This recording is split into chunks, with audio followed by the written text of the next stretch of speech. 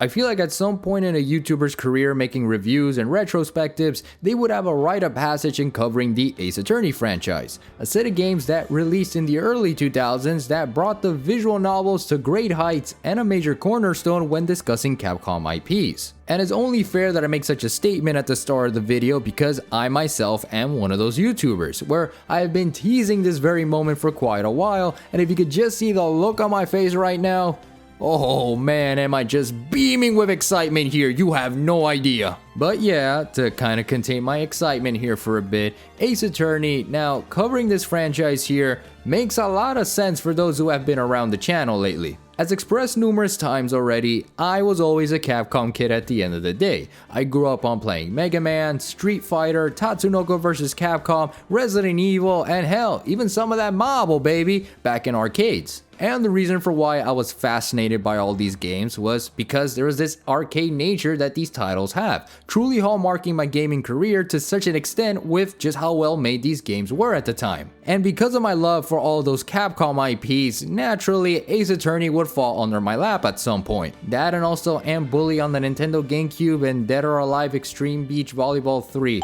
Yeah, I don't know why that one's there. I sure got one hell of a childhood.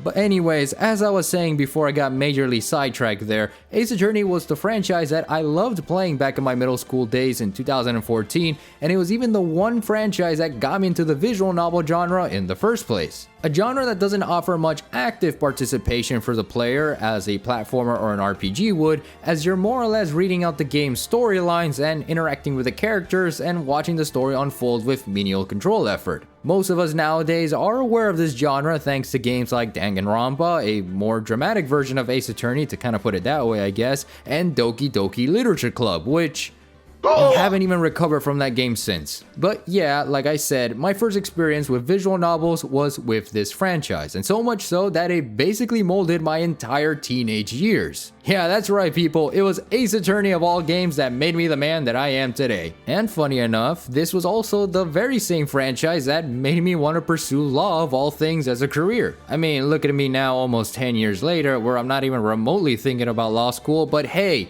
it made sense when you think about it. Seeing all these games gave me a very good idea of how I thought the court of law was going to be like. I was impressed by what the future had in store for me. The way the characters were just asking questions and cross-examining each other, being all smug in the process while pointing fingers, yelling out objection to the top of their freaking lungs, I was all the more intrigued of wanting to become a lawyer. That was until I played the Professor Layton games about a year later and suddenly I thought, hey, being a history teacher isn't all that bad. But we'll go over Professor Layton some other time, as of course this isn't the video for them, but I did want to acknowledge the franchise since it does share roots with the Ace Attorney games, considering that it had a crossover game for the 3DS. No, I'm not going to be covering it for this review marathon, but maybe after covering the Professor Layton games, I'll reconsider this thought, especially since New World of Steam isn't until another year and a half. God damn it. I also won't be covering the investigation games, nor am I going to be doing the Great Ace Attorney Chronicles for that matter. I'm strictly just going to be talking about the Phoenix Wright trilogy and then later on with the Apollo Justice trilogy.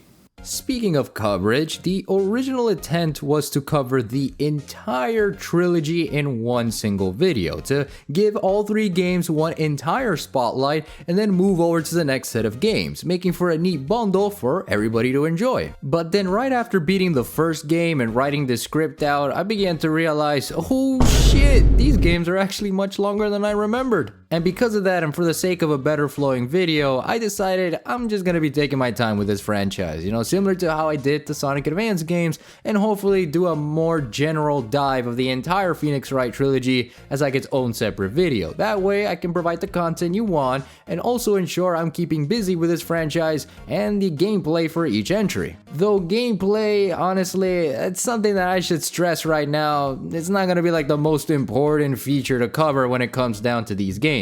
Considering that again these are visual novels, the gameplay loop is not gonna dramatically change, like at all, save for possibly like a few instances here and there. Yeah, 99.9% of the time, it's just gonna be you listening to a bunch of wacky folks in a courtroom, wagging your finger around here and there, and scream to the top of your freaking lungs one word almost constantly, not to mention slapping the table almost every 5 seconds. And as the means of how I decided to play the Ace Attorney franchise, Obviously, it was through the HD collection that released back in like 2019, where all 3 games are now bundled neatly in a package for every single console out there. Yeah, honestly, you can't miss it. It's everywhere nowadays, and it's actually pretty neat. Though one thing that I gotta criticize about this collection though is that I absolutely hate the fact that there are no filters that gives this game the original look on the Nintendo DS and GBA back in the day, which that's just lame, you guys. I don't like this at all. Instead, it has this hand-drawn style that, you know, I gotta admit, it does look good, but I wish they gave us that option to have the original sprite work, much like how they did back with the Mega Man Legacy collections. Not to be a stickler to the details when it comes to art direction, of course, because like I said, I honestly don't mind it,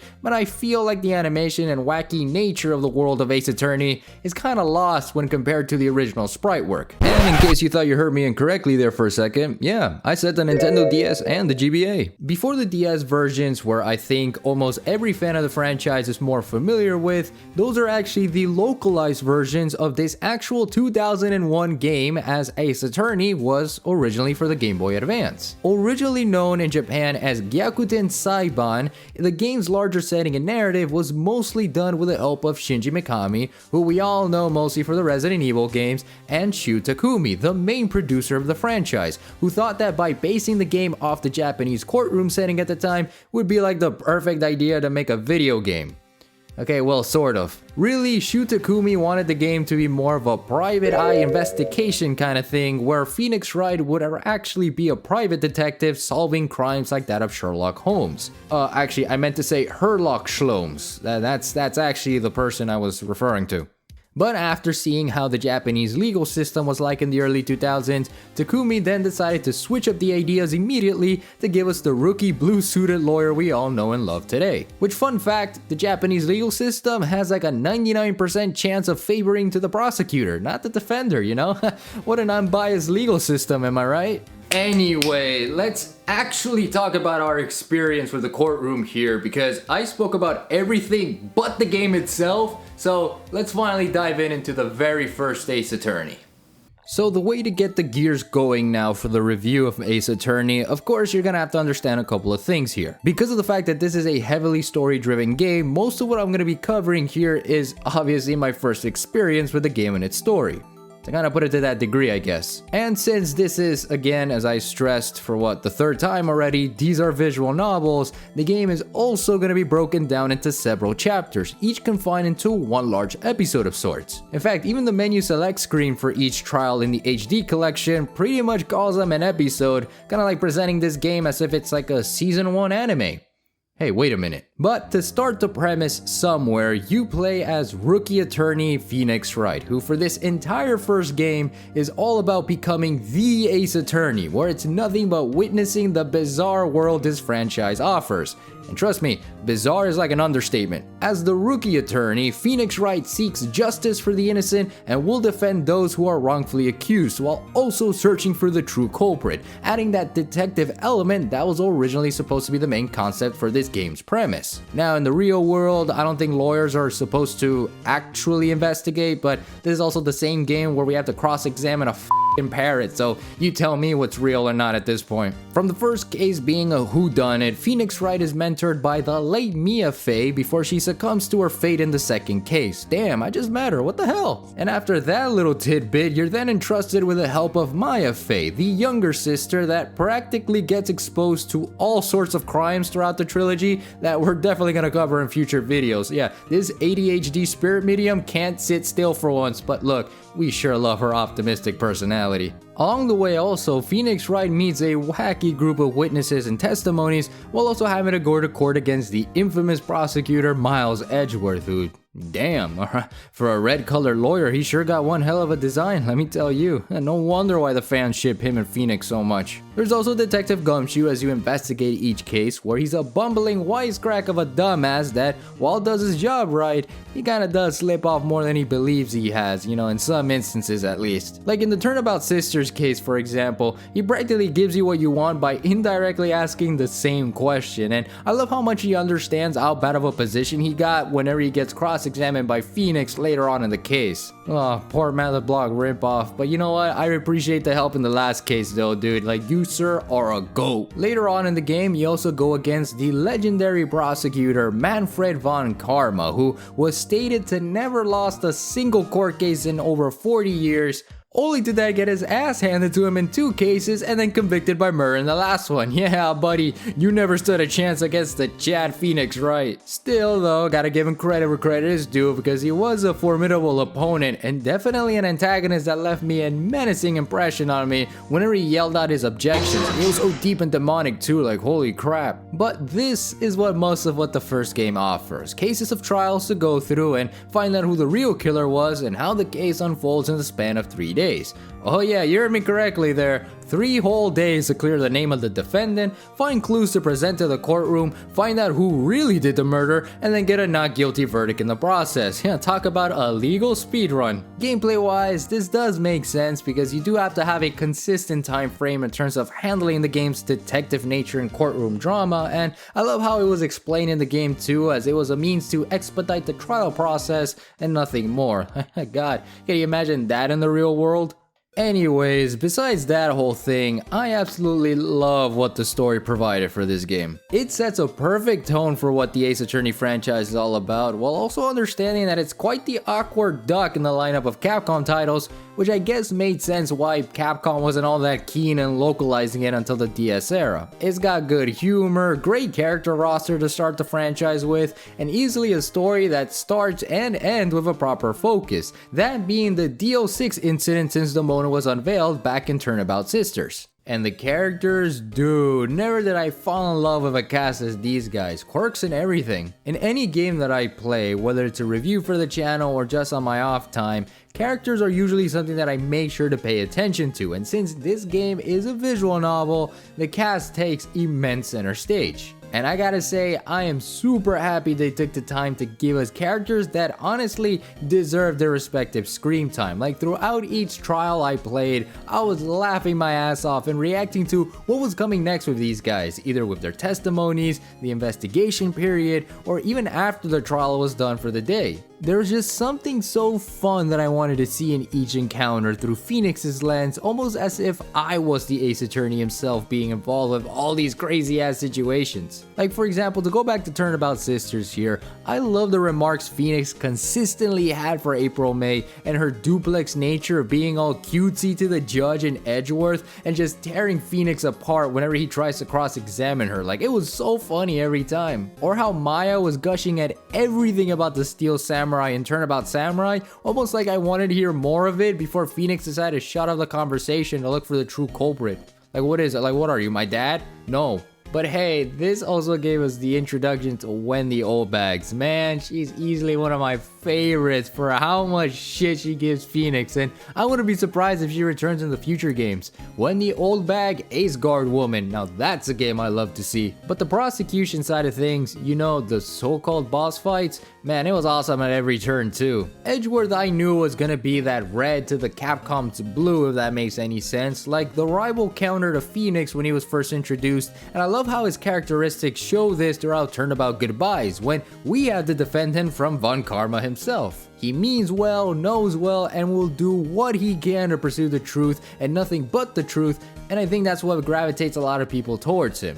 That and that cravat, my dude really be styling in that thing, damn. But now, gushing about the cast is one thing, another is the trials altogether, and I have to be honest, these trials, while they are the highlight of the game, they were easily the best things I've ever experienced in gaming to date. Yeah, Final Fantasy 16 was fun and all with the hack and slash combat, and sure, Marvel Spider-Man 2 was super fun to swing around in, and okay, yeah, Tears of the Kingdom was super fun to go through once and again in an open world Hyrule, but man, I was just so giddy to go through the trials of this game that honestly, it was way more fun than anything else I've experienced so far. Each trial was just a big mess to unravel after the other, and I mean that in like the best ways possible. The first Turnabout easily just just represents that, as it not only acts as your tutorial trial where it teaches the gist of how the game functions, it also does a good solid job at what the game is going to be like presentation wise regarding the gameplay style, setting the stage right for those who never played the franchise before. Turnabout Sisters does about the same with added mechanics of pressing, where you further ask questions to see what the witness has to say regarding their testimonies and seeing if they need to fix it and add new details or find where those contradictions are to further progress through the game. It also helped present the story in such an Ace Attorney way with how it foreshadows things to come down the line, making it feel like it was a loose thread among many that were begging to be ripped away in a future trial. Turnabout Samurai is possibly one of my favorites of this game outside of the final case of the game because of how much it had various twists and turns in the case's development. The witnesses were fun to cross-examine and go through the plot of this dramatic murder in a TV studio, and seeing how even Edgeworth himself helped out near the tail end of the case made for one epic conclusion to our favor. And Maya, she was once again the major spotlight here, easily just the best of the best with this trial, and I also gotta agree with her, Nick. What is the difference between a step ladder and a ladder, huh? Turnabout Goodbyes, now this one is where I enjoyed a lot for plot reasons, but I don't think it was my most favorite of the cases in this game. It was fun, no doubt, to explore more of the past between Edgeworth and Phoenix, as well as more information on the DL6 incident that was teased back in Turnabout Sisters, but it all sort of resolves itself with not much stake involved to some degree. I mean, yeah, sure, I had to cross-examine a parrot, that was like the icing of the cake for me in this trial, but I was more than excited to see where the line "almost Christmas isn't Christmas" came from as soon as I noticed the date of the trial that was happening. Oh yeah, now this one made me laugh my ass off. Though now that I think about it, if we were to rank these trials, I would consider it to be possibly my second favorite of this game. I mean, it was standard Ace Attorney for the most part, which is great, you can't complain about that one bit, especially with the way the case was handled in each and every trial and how Manfred von Karma was introduced, because yeah, him. Like I said, a prosecutor who rules with a literal iron fist, so much so that he even hijacks the judge's position for a time in the first trial of the case, and he's just a plain rude dude. But this all makes up for a perfect antagonist in the world of lawyers, and again, happy to see his ass get handed to him by the end of that case too. No way in hell he had a loving wife and kids. But the way that case twisted and turned though, oh, it was goosebumps at every second. It's also considered one of the longest cases too, with Rise from the Ashes being the longest. You know that one, the one I'm talking about, the DS exclusive case that was considered the final case of this game back in 2005. Yeah, that one. Still, Turnabout Goodbyes was very exciting to witness, and so much unfolded that by the end of it, dude, you were left there just jaw dropped. Von Karma got what he finally wanted, and we got to see Edgeworth be, well, less edgy. And now the final case of the game, at least the one that I said that was exclusive to the Nintendo DS, Rise from the Ashes, that one I sort of appreciated, but man, it was too damn long. It was an odd trial in the sense of it being right after the ending of Turnabout Goodbyes, and it was too similar to Turnabout Sisters, where it involved a younger and older sister being held for trial. A solid case for sure, but one that I kind of felt was unnecessary, other than wanting it to be the 5th case of the game. In some ways, it kind of felt like it was a DLC of all things, which I mean, it kind of was, since again, this was exclusive to the Nintendo DS. And this trial, nothing really screamed like, holy shit, I need to beat this case now, until like the very end of it. Which is probably because at this point, I was so tired of this case and I honestly just wanted to get a friggin' move on. Okay, maybe I'll stay around a little longer. Sure, it has its twists and turns, and we did see a lot more wacky characters into the roster, my personal favorites being Meekins and his means to do good, and Jake Marshall and his entire getup as someone cosplaying a Red Dead character, but it wasn't something, like I said, that I wanted to do. I mean, after an ending like Turnabout Goodbyes, it just doesn't sit right with me. But I did enjoy Emma Sky's initial debut and how she's just more of a woman from STEM Maya than anything, which, yeah, Emma Sky from Apollo Justice, this was where she made her grand entrance, and a hell of a one too. In fact, I think Emma was like the best thing to come out of Rise from the Ashes, because she was pretty helpful to Phoenix throughout the entire investigation, even teaching us a few tricks up her sleeves too. And I don't know, but the more I look at her, the more I felt like she was like the prototype for Maya, notwithstanding similar sprite work and design, but I'm honestly happy they made her into her own character. Can't wait to see her again in Apollo Justice soon. Though, to be a little bit fair to the DS exclusive case, I do like how the trials were like towards the end of it. Lana Sky, Emma's older sister, was a pretty intriguing character, and I loved how different she was compared to Mia as the older sister trope. Throughout the course of this entire case, it was just inching away at the truth with her, and when she finally breaks out and smiled after 2 cold years of following orders, I low-key teared up. And going after Damon Gant, the chief of police, and showing him who the realest of ones, oh, that was super cool too. Especially love the moment where you just one-up Gant by providing evidence that originally wasn't able to be used for the trial, but once Gant approved of it, it was all over, dude. Like, get wrecked, buddy. And stop staring at me like that. Makes me feel too uncomfortable. But as you can see, each case was so unique, and I love the means of how the story just progresses through each of them. Like, you don't understand how much I really wanted to talk about them in detail, or in a sense that brought the understanding of how engaging Ace Attorney was for me to be a part of it. Like I said, I was so involved with the story and how I felt like I was in their world, and the way Capcom envisioned it was just perfection. Every time Phoenix was on trial, I just knew right there and then that things were going to be pretty interesting, and for better or for worse, he's gonna get the job done. What an absolute chat, am I right? And man, it's no wonder why I wanted to be a lawyer too, because as each trial unfolds, I just wanted to learn more about the truth of the witnesses' testimonies and pressing them to see what contradictions lie within them. Especially when you find the right piece of evidence and when that objection hits with no music, only to then pick up with the objection theme thereafter, oh, I was in for a treat of my lifetime. If I had to describe the OST for Ace Attorney, or at least for this game specifically,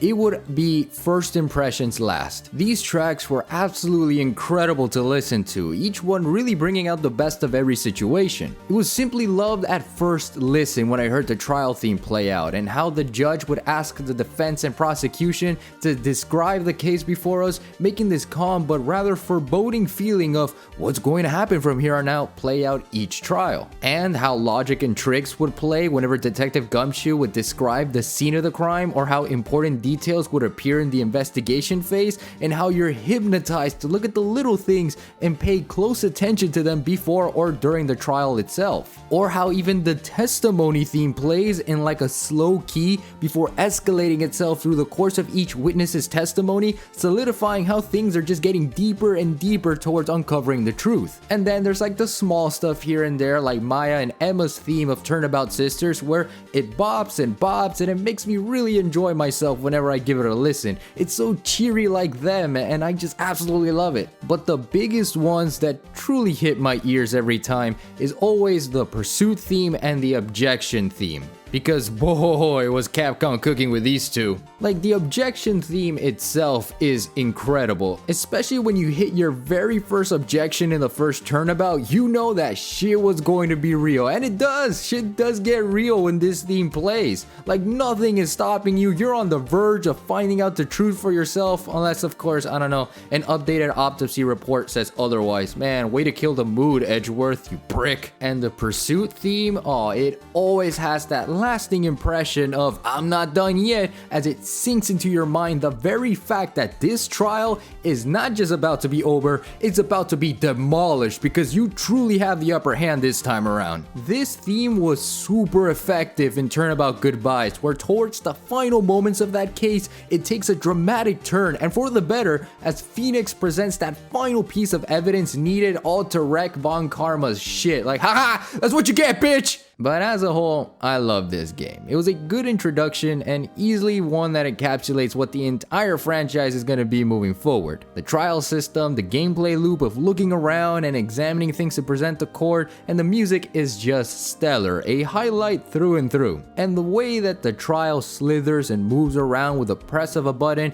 hands down, I had an honest to great time. And clearly, I want to say more than I already said, but I also feel like it's enough to get some interest out of some of you who are looking to get into the franchise, either by watching this review marathon with me or getting the games themselves. Hell, I recommend the latter, because again, these games go on sale almost every week. But what I can say to at least end off the starting point of this grand adventure we have going for us here is that I'm very, very excited to continue this franchise for sure. This first game impressed me a lot both as a kid and now as an adult with how well done this game feels even today, with his wacky characters, insane plot, incredible music, and just Phoenix Wright as a protagonist. I can't wait to see what else this Ace Attorney has up his sleeves for the next trial, because for sure, things I feel are only gonna go up from here. And so with that, we wrap up on Ace Attorney, and obviously the next time we dive back into the franchise, it'll be with its sequel, Justice for All, which, fun fact about that game, that is the one game of the entire franchise that somehow I never got a chance to play at all, which is weird, but I'm still very excited about this. I'm super excited about this journey with you all, and I can't wait to continue that down the line.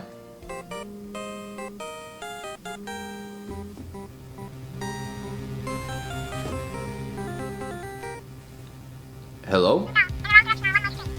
Yes, this is him. I'm sorry? I'm sorry, you need me to do what?